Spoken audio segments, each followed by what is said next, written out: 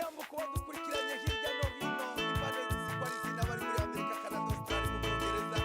Uyu mwanya ngira ngo mwabibonye twari bukereye abantu benshi cyane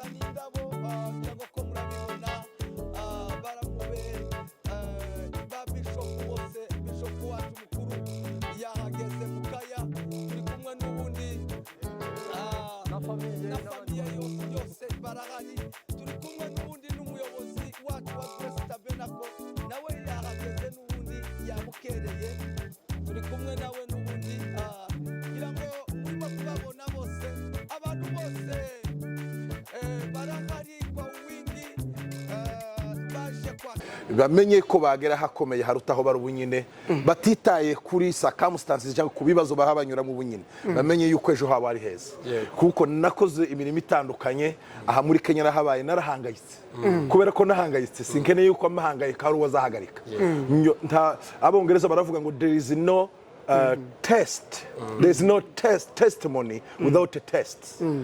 Ahantu hose waciye mu bibazo kurya nukugira ngo ukomere ibibazo sivyo kukwisha nivyo kugukomeza. There is no testimony without test. Rero nugubwira abantu ngo timucike intege ahubwo mukomere. Your message is your message. Ibibazo byawe niyo makuru yafatika niyo authentic message yawe. Rero ibibazo waciyemo tibigomba kuguca intege ahubwo bigomba kukongeramo imbaraga n'amadyage n'ubukana kugira ngo uzagera hakomeye.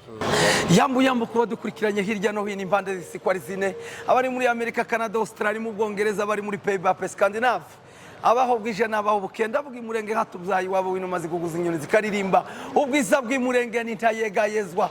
Uyu munsi wa none turi tariki 9 z'ukwezi kwa mbere 2026 mwatubonye muzi cyatuzanye ya tariki twababwiye imvugo niyo ngiro twababwiye ko tariki 9 saa 6 z'ijoro uwo bita Dr. twemera cyane isizi idubuka mirifu Musinga Rupande Emmanuel Dr. ubwo agiye gusesekara ku kibuga cy'indege Jomo Kenyatta International Airport aho niyo twaje kumutega ubutwa tuvugana turi saa 6 z'ijoro n'iminota 16 turamutegereje hanyuma kuza kwanyu no gutegera aya makuru ni ingenzi kuri mwese. Ndi kumwe na mugenzi wanje ntizimbye mu magambo ariko nsaba abantu gukora subscribe kuri Rugenza TV, Joshua Entertainment ndetse na Mibunda TV1. Ariko ntizimbye mu magambo turi kumwe na mugenzi wanje nawe wakomeza wibwira ariko batibagirwa n'ubundi Mulenge Boys ndetse n'Isoko TV1.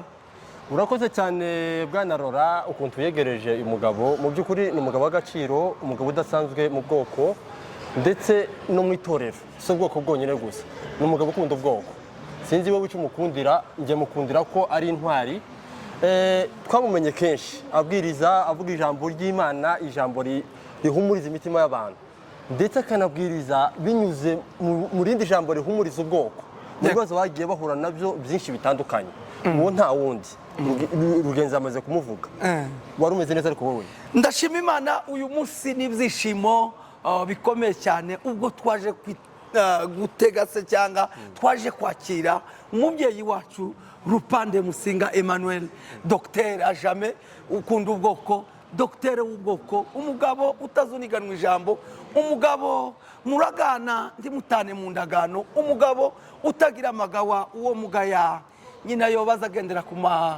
kudutaro n'utundi cyane nifura akaba n'umukristo none wewe ugite cyawe rora afite icyo bita ethical values, indangagaciro na kirazira za kinyamurenge arazujuje zose. wowe mukundira iki ugite cyawe? Mukundira ibintu 10 ariko ndavuga mu niba ushaka kuvuga bitatu cyangwa bibiri nishaka mvugemo nkabiri. Icyambere akunda ubwoko, icya gatatu ni umugabo w'ijabo rimuha ijambo, icya gatatu ni umugabo mwogendana ntagute mu nzira, icya kane ni umugabo muganira ntagute mu ndagano mwaganiriye, icya gatanu ni umugabo wo kwirukirwa wobwira ikibazo akacumva. Jewe ubwanje umunsi bafunga cano yanjye naramuhamagaye ndamubwira ngo qu'est-ce qu'on peut faire, arambaza ngo vous voulez que je fasse quoi mon enfant, ndamubwira ngo ntubizi se gira nyine uko bigenza. Ako kamwanya $400 z'amazitibuka. none uko badukurikiye ntibavuga ko umukundira ifaranga yaguhaye? Hoya kumva ko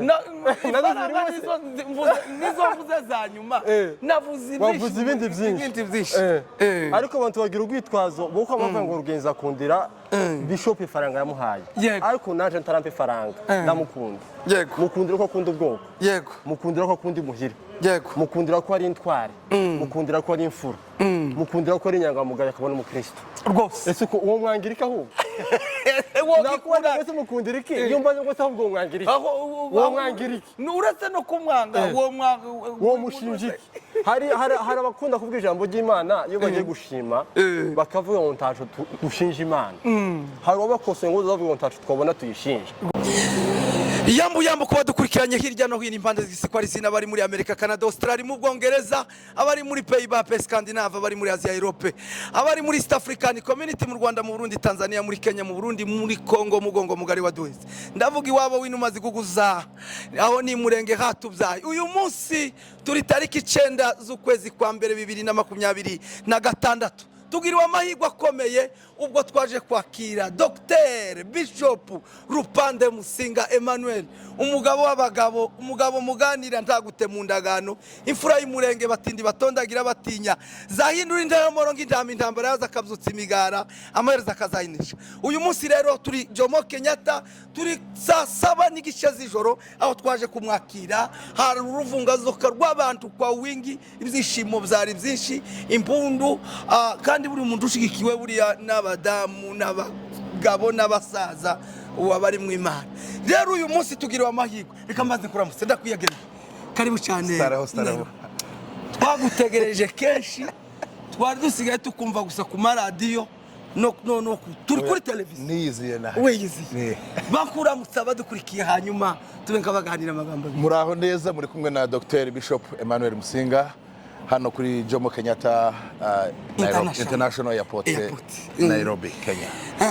Uyu amasaha hari abaryamye ariko iwanyungira ngo iho Imana ngana umugenga w'ibiheba arawubwije n'ababukeye iwoga ni kumanywa. Mukanya turaba tubabwira amakuru mukanya iminota 2 gusa, ahubwo ndetse bibiri live batangiye kubireba. Hanyuma watubwira icyaba cyakuzanye hano n'ubundi i Nairobi, waba wazanywe n'ikintu urukumbuzi cyangwa wenda hari nubwo nago ruhari ariko hari byari byakuzanye n'ubundi? Murakoze, ni urukumbuzi kimwe nicyo cyambere, abakundura bakumbura abo udakunda ntubakumbura. Eki nazamwe n'ibintu bitatu, naje hari kanisa twubatse, naje kuri fungura ku mugaragaro. Icya kabiri twaje gusengera abakozi, icya gatatu hari igitabo nanditse cyitwa ni Never Give Up wicika intege, naje kumurika inshuti zanje n'abavandimwe ku mugaragaro. Murakoze. Ibyo ni ibintu bikomeye, mwumvise ibintu bitatu byamuzanye. Nije wabaye wa mbere kwikubitiro kuba narabivuze. Icyambere cyamuzanye yaje kumurika ku mugaragaro urusengero rukomeye cyane. Uno mugabo w'abagabo kubatamuzi turamubakundishe, abatabizi turozogenda tubibabwira direndo dimanche. Twe twaramukunze turamwanga. ariko kandi ibintu bitatu byamuzanye yabisubiyemo. Icyambere yaje kumurika ku mugaragaro urusengero rukomeye ruraho bita Kasarani. Iryo nishamyi rya Gurasitabena ko nubundi rya hano Kayole. Kubatagazi muzomanuka umuhanda wose wahariye amaji mazuri mukomeze gatoya gusa bugufi bwaho ko ndabona mwamutunga amaboko mutamukora mu jisho kandi afite amakuru menshi ijuru. Icya gatatu kizoba kimuzanye azobaje kumurika ku mugaragaro icyo nakwita igitabo gikomeye cyane kirimo ubwenge bwinshi aho ameze umutwe umeze comparable comme normal ngo si tu ouvres la masse des idées. Hanyuma akandi tugiye kukubaza umuyobozi wacu igihugu kimeze gute obukeya? Oya kimeze neza. Witeguye gute kugira icyo uvuga kuko ni Jescott wawe kuzogeza neza tugeze mu Minembe? Harandi makuru sisi uvira tombera. Ubu muri iki gitondo twebwe ko buraca ariko hari uduce tubiri kera twatuboho neza Baraka na Fizi turababwira amakuru mukanya. Hodi. Yego Bishop arakoze cyane, reka mubaza akabazo kamwe ku bintu yaravuze. Yatubwiye igitabo cyitwa Never Give Up. Wenda wicika intege uzabisobanura ku burambuye. Uratubwira inspiration yo kwandika ico gitabo aho yavuye mu ncamake kugira ngo uzabisobanure ubutaha, numara tubwire kuki wahisemo kuzokimurikira muri Kenya.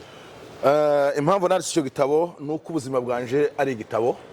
Nabaye mu buzima bukomeye bukakaye butandukanye, nakoze imirimo itandukanye kubera ko nkunda abantu, mbona abantu benshi baciye muri iyo nzira bazacika intege. Shaka kubashiramo intege no kubasubizamo intege bamenye ko bagera hakomeye harutaho bari ubunyine batitaye kuri circumstances cyangwa kubibazo bahabanyura mu bunyine bamenye yuko ejo haba ari heza. Kuko nakoze imirimo itandukanye aha muri Kenya nahabaye narahangayitse kubera ko nahangayitse sinkeneye yuko amahangayika ari uwazahagarika. Abongereza baravuga ngo there is no test, there is no testimony without a test. Ahantu hose waciye mu bibazo kurya nukugira ngo ukomere ibibazo sivyo kukwisha nivyo kugukomeza. There is no testimony without test. Rero nugubwira abantu ngo timucika intege ahubwo mukomere. Your message is your message. Ibibazo byawe niyo makuru yafatika niyo authentic message yawe. Rero ibibazo waciyemo tibigomba kuguca intege ahubwo bigomba kukongeramo imbaraga n'amadyage n'ubukana kugira ngo uzagera hakomeye.